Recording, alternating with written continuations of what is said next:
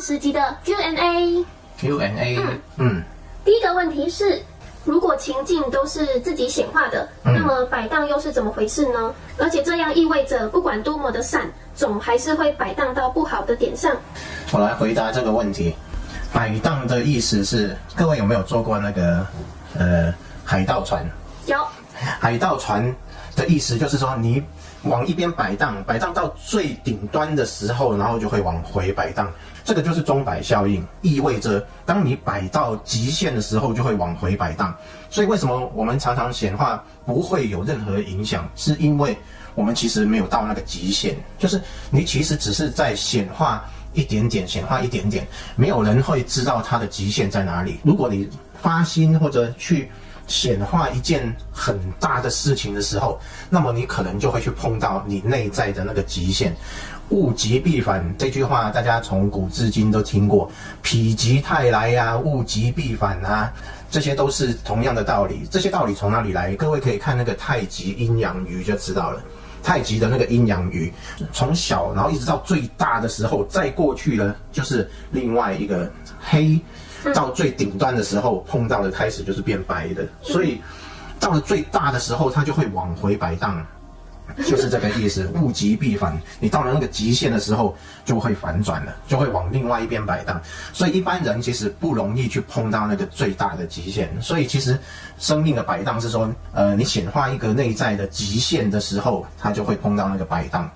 但是这个摆荡不一定要让它完全照着摆荡发生，这也有解决的方法。那难道在这边要传授墨子不传之秘吗？这个是不传之秘。不传的，为什么不传？这个影响世界很大，因为每个人都去显化极限的时候，然后并且用这个可以超越这个摆荡的方法的时候，对这个世界影响很大。好，那我们另外找一集来说好了，不然这集会很长。好。刚刚讲到物极必反，这样听起来好像有点可怕。那我问你哦，那扬升世界或是成为一个很有钱的富豪是很极端的那一边吗？简单的说这样好了，如果在一个扬升世界，它的两端就不会像我们这个世界这么两极化，一边是好的，然后另外一边是坏的，它就会是一个大部分都是好的，摆荡过来是这边的时候，因为它的钟摆是在好的那一边，它的轴心是在好的那一边。轴心还有轴心。对，所以你要知道那个轴心在哪里。当它往很好的时候，到极限摆回来的时候就普通好或者一点点好，它的摆荡是这样子在那边，它的轴心不在好跟坏的中间这样。我们这个世界不一样啊，我们是这个世界完全就是一个二元性的世界，好的摆过去回来摆这边就是坏的，所以才会有这种情形。所以轴心在哪里的问题，如果你在扬升的世界，它摆回来就没那么好，只有一点点好，那再过去就超级好，就是这样子。那轴心的问题。所以你说的是一个星球的摆荡，那有没有轮回的摆荡？就是好，我这一世就可能就是在一个不好的星球，在坏的星球，那会不会有可能下一世就到好的星球？这个就讲到不传之秘，其实跟轴心是有关系的。好，那我们再找一题讲。好。所以其实我们不要去太担心这个钟摆效应。上次我有讲过说，有些人很有疑问，就是佛陀他显化一个这么大的一个善举，然后去帮助这么多人，结果为什么会有背叛啊什么这些事情发生？然后这个摆荡怎么来的？就是因为他去显化到了一个极限，显化出一个很极端的极限的大善出来，所以他才会摆回来。这摆回来，他才只有一点点。对啊，只有一点点伤害，完全伤害不到他。这已经讲到不传之秘，不传之秘，所以这个下次再讨论。意思就是说，他显化一个很大的善，然后摆回来的时候只有一点点的伤害。像耶稣，有人说，耶稣重点不是那个摆荡，是那个复活。没错啊，为什么他会显化出复活来？他也是跟他的摆荡有关系。他摆荡到不好的时候，他也是因为觉察关系，马上他就会变成一个正的。他把那个负的完全消化掉了，他移动了轴心。这个下次我们再找一集来好好讲。好。那么下一个问题是，难道不该制止伤害他人的事情吗？或者我立刻保持觉察，不抗拒这样的事情发生，但看着自己去制止？这个又讲到我们如何来看待这个世界。看待这个世界，其实整个世界我们每一个人都在自己的梦中，所以我在我的梦中，我梦到有人伤害另外一个人，那我看待这个事情的时候，我是用什么样的心态去看待？我是要去嫉恶如仇，看到那个伤害别人的人，我就觉得很恨他，然后很生气，然后我一定要毁灭他，然后要制裁他。这样子我升起的出发点就是因为恨，但是我要保护那些被伤害的人，而去制止他的时候，我生出的是爱。如何看待这个事情，会关系到我们如何显化我们的梦境的所有的生活。所以当一个事情发生，你看到一个伤害的事件、虐待的事件，你出发点会基于爱还是基于恨去看待这个事情，就会有很大的不同的结果。对于你以后显化出事情来，会有完全不同的结果。你基于爱去做一个事情，即使你去制裁那个坏人，因为你的出发点是爱，要保护那些被伤害的人，你下一次显化就会没有这些伤害的事情，因为你用爱这个出发点来做显化，那你的梦境、你的世界以后就会越来越多爱的事情出现，这就是一个正循环，然后伤害的事情就会越来越少，因为你是一个基于爱的出发点去执行这个事情，不管你做了什么，那个出发点才是最重要的。但是如果你因为这个事情而产生了恨，你觉得很恨那个伤害别人的人，你一定要制裁他，你很生气，你生气跟恨就会显化出生气跟恨的剧情出来，你以后就会越来越多让你产生这种愤恨不平的事情，让你看到觉得怎么又有这种人存在，我一定要杀死他，我一定要铲除世界所有这些坏人，我才能够觉得安心。只要有这些人存在，我一定要想办法把他们全部铲除。你会显化出不断有这些让你愤恨不平的事情出来。当你看到一个事件的时候，你是基于爱还是恨，基于保护还是基于愤怒，这个差别就会相当的大。我们只要去守住这个东西，把你的出发点放在那个爱上面，放在保护上面，那你继续显化出来就会越来越少这些事情让你看到，因为整个世界其实是我们自己显化出来的，所以出发点就是一个最重要，我们审视自己的出发点。好，下一个问题是，我想问那些不幸被家暴的小孩子，为什么会遇到家暴的情景呢？也是他们自己显化的吗？如何去帮助他们呢？这个问题跟刚刚的问题有一些不是说类似，是有一些共通的点。也就是说，我们的世界是我们自己所显化出来的。当我们看到有被家暴的孩子，那这时候我们升起的是什么？升起的是一种怜悯的心，一种爱。这时候我们慢慢就会消化掉这种有家暴的情况出现，在我们生活中就会越来越少这种类似的情况。但是如果我们看到家暴，我们产生了愤怒跟恨，同样还是会显化出一些不好的状况出来，以后会让你觉得越来越多这样的事情。换成另外一个角度来看，家暴如果是有某一个人，如果是我自己好了，我是一个孩子，那我遭受到家暴，我为什么会遭受到家暴？我才刚生出来不久而已，然后我也没有做不好的事情，我也没有显化出不好的剧情，为什么我会受到家暴？这个就跟前世有关了。对啊，也就是我的前世一定做过伤害别人的事情，那我转世投胎到这里，那个业还在我的阿卡西里面。当这个业跑出来的时候，我就会被伤害。莫名其妙，为什么我会被伤害？其实是以前曾经发生过类似的情况，所以我这一世才会显化出这种情形。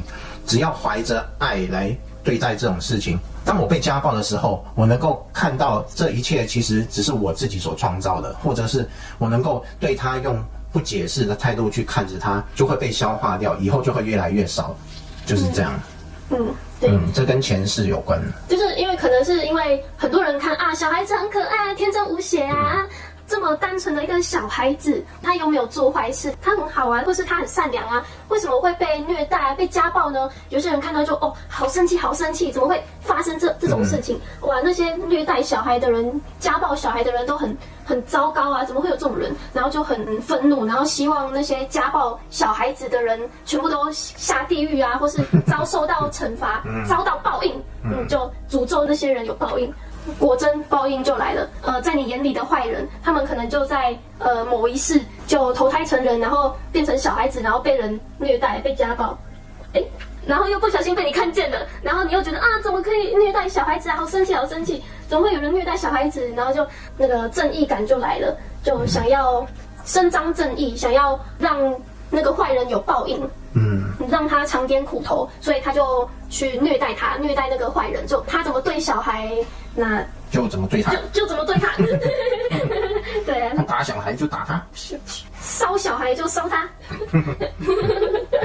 对，自己也淌了这个浑水的这样，所以可能就会显化，自己在某一世可能被人虐待这样，就转世为一个小孩，然后就被虐待这样，对啊之类的，所以这个无限轮回。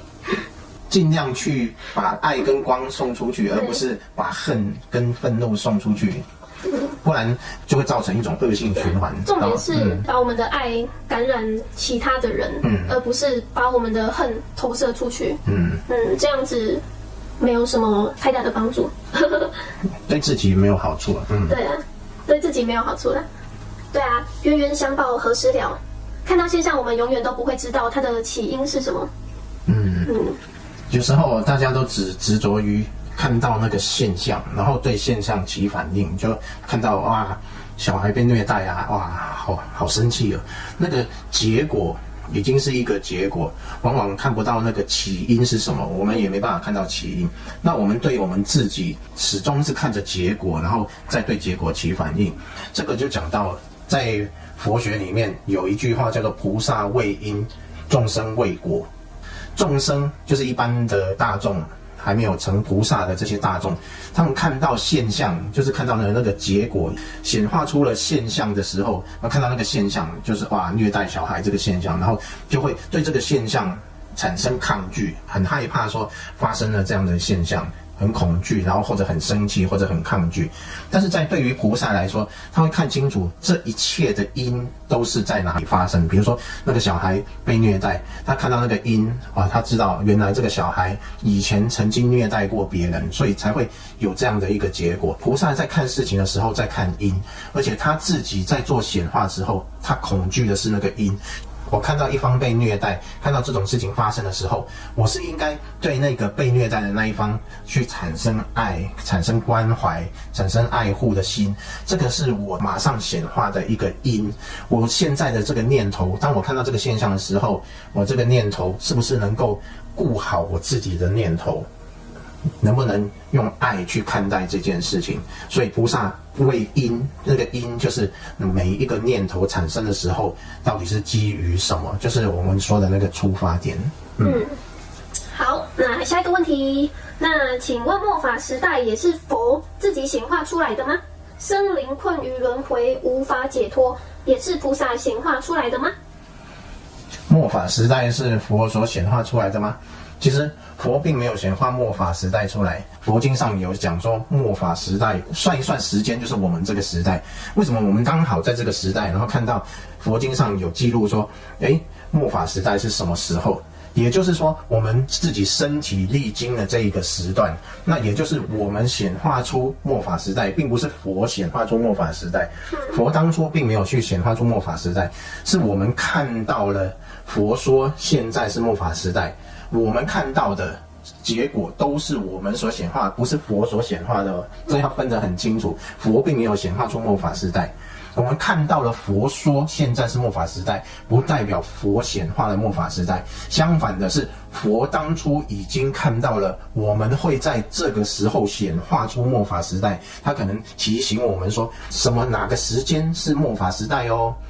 你们要注意很多假的僧人，然后假的言论，然后充斥着这个时代，你们要注意哦。他是提醒我们要注意很多的乱象。相反的是，我们现在去显化出来，佛已经用神通看到未来，我们会去显化出末法时代来。显化的人并不是佛，是我们大家都有责任，跟佛一点关系都没有。所以佛是提醒我们，并不是他显化出来的，就是这样。相反的是，我们去显化了这样的一个情形。那我们为什么会显化这样的一个情形？因为现在资讯太多太乱了。什么是真，什么是假，然后什么是好，什么是坏，我们很难去辨别。网络资讯太过发达了，造成很多言论在网络上充斥着真真假假，假假真真，我们很难去分辨出那个真假。这就跟当初佛说的乱象其实是一模一样，因为没有办法好好去判断那个真假，那我们又听信了那个假的，我们又跟着起哄，然后就弄得一团乱，就像现在这样子。那请问这种现象要怎么解除呢？要有慧眼啊，你要看得清楚，看得仔细。之前讲的很单纯，就是让我们更开阔的，就是正确的。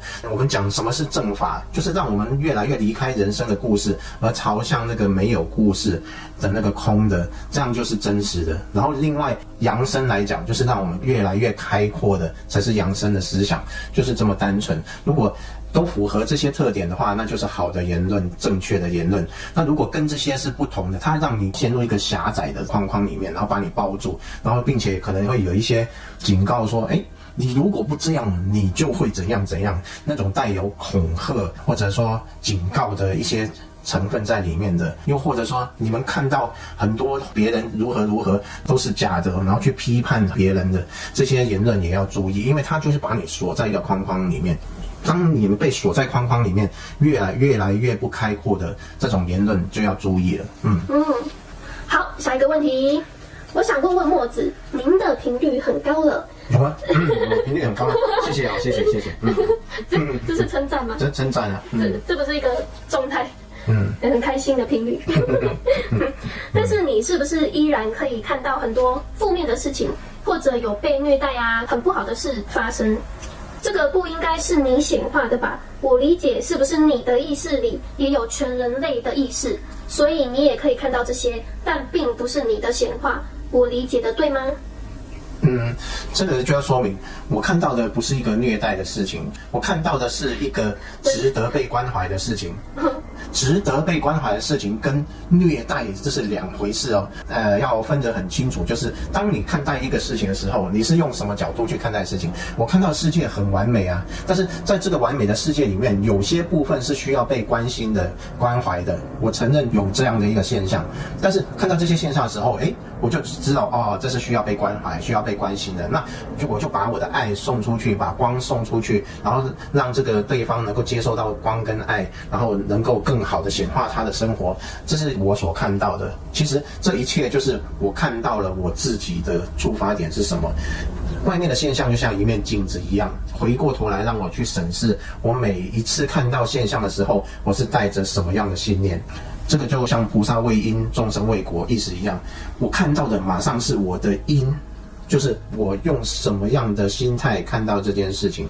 我每一次都去看到我自己是如何看待这些事情的，是爱还是不是因为爱，是光还是黑暗，我自己马上看到，那我是用我的觉察去消融它呢，还是我送出光跟爱呢？这个就是我每一分每一秒去看到的事情。我没有看到什么虐待啊，然后很惨啊，然后这些事情我从来没看过。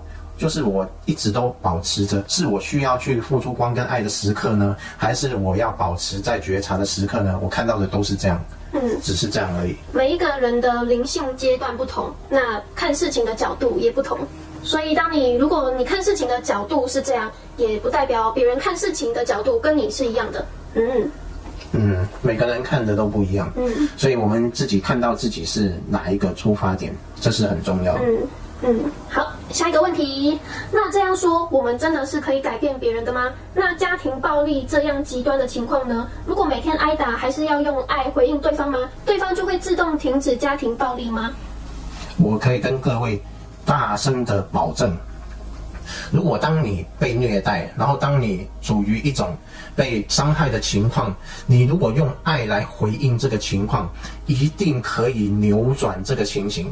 但是如果你用愤怒跟用恨来回应这个情形，一定会恶化这个情形。这个就是一个让你自己做选择的时候。这个我爱你，不生气啊，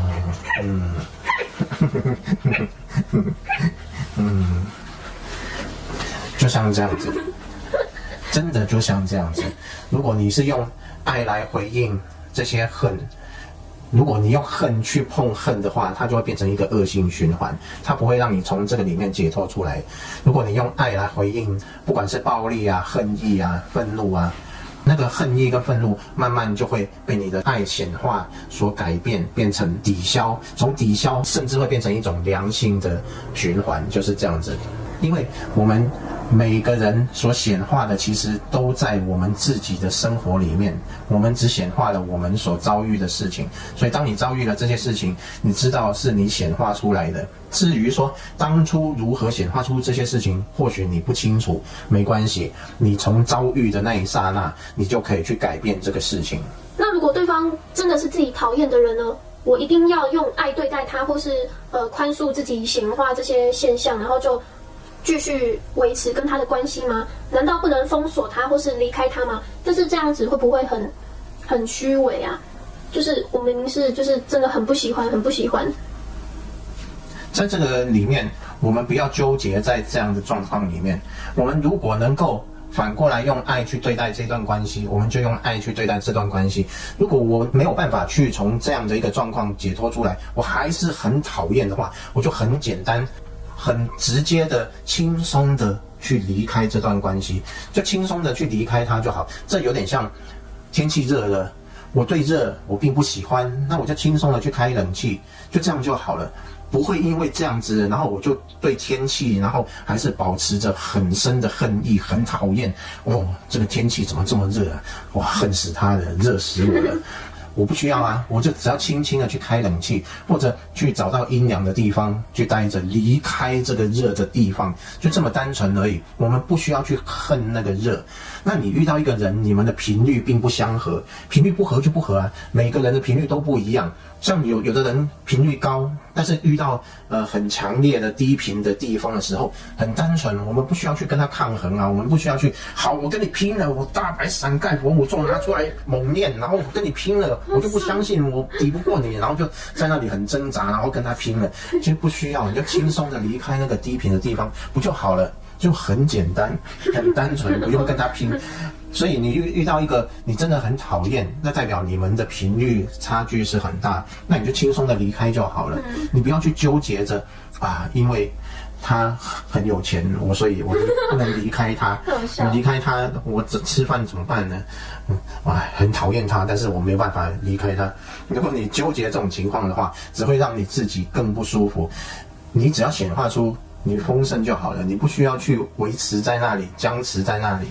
我不能离开墨子，因为墨子太胖了。是太棒了还是太棒？太胖了，离开就没有这么软 Q 的肉可以摸。原来你喜欢麻糬，我喜欢麻糬，触感。所以这就是我的答案，轻松的离开，不需要纠结在那里。那最后一个问题，你说一切都是自己所显化的，对。那么能不能显化没有钟摆效应？我就是要一直好。那很简单，你不要碰到那个极限就好了，那你就不会显化出钟摆效应，或者你把你的极限加大不就好了吗？就碰不到钟摆效应。我简单举个例子，花多少钱你会心疼？有的人花1万他不会心疼，有的人花10万他不会心疼，有的人花100万他不会心疼。你的极限，每一个地方都有你的极限，你的极限到底在哪里？你让你自己的极限能够扩大，你自然碰不到你的极限。我花10万才会心疼，我花2万，无所谓啊，不痛不痒。那我常常花2万，很正常啊，很舒服啊。我不会碰到我的极限，我就不会碰到钟摆效应了吗？我不要没事就要去让自己达到那个极限，轻松显化。你不要去显化那个乐透彩要中10亿、20亿的时候，然后你去中，你一中你就碰到那个钟摆效应。即使你中了，你也是一定碰到那个钟摆效应。摆荡回来的时候，你能不能承受？那不知道。所以你就去中那个1亿、2亿嘛，或者5000万、8000万。或者2000万，或者更少一点，你中个100-200万，那不就好了？你不用去碰那个钟摆效应。钟摆效应是一种物极必反的一种现象，你一定要达到那个极限，就轻松的显化，顺顺的就在那里，顺顺的就这样子，就不会去碰到那个钟摆效应，就不要去。所以我说，能不能显化就是好，就是不要有钟摆效应啊。所以你就是不要，就是我不管什么极限什么我都不管，我就是想做什么就做什么，我才不管什么极限的，反正就是不要显化有钟摆效应，我就是不要不好那边，我就是都要好，不要说什么不要碰极限，就是好，就是只有好。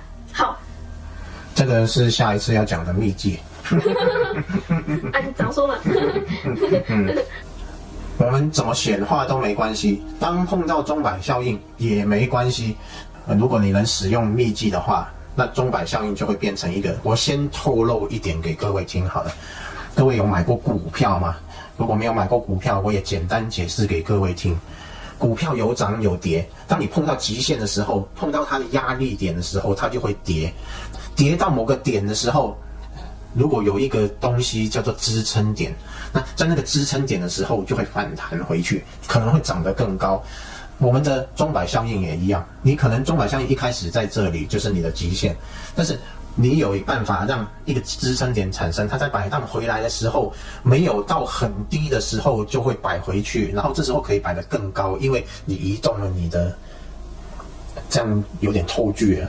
不过各位就先大概有一个了解就好了。我们再找一集，聊这个题目。没错。可以品尝到不会碰到那个钟摆效应摆荡到不好那一面的状态，要好就可以好，就一直维持在好，甚至更好。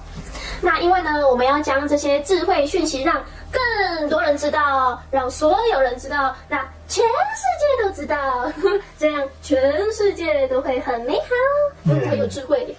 所以呢 ，YouTube 的影片好像是那个赞数越高，影片的曝光几率越大。所以呢，大家没事可以多多帮我们每部影片都点个赞，赞，